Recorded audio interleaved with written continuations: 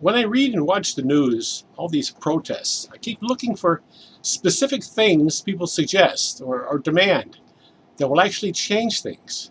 Tearing down statues will change nothing and will not make any person's life any better. I made a list of 4 things, and I'd like to offer one here.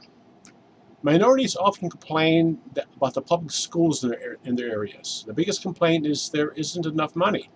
Why? Because we fund public schools through public property taxes. Poor areas can't afford as much as richer areas. So people who live in poorer areas are always going to feel cheated when it comes to public education. That is not helpful for our society. I suggest that we fund public education through the income tax. Yes, this will require an increase in the income tax rate, but property taxes will go down substantially. And this is far more palatable. The value of one's property is no indication of a person's ability to pay taxes on it. Retired people or unemployed people can find tax time extremely taxing, literally and metaphorically. However, this education tax must be kept separate from the general funds, otherwise it will be spent on other things.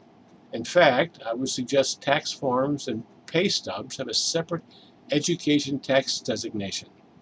Let the state determine a base amount of spending per student and raise that through the income tax. Local school boards should be allowed to raise and spend more, however the local community decides. And people who choose to send their kids to private schools should be able to deduct the amount spent on private schools up to the amount they would pay for public education. People shouldn't have to pay twice for their children's education.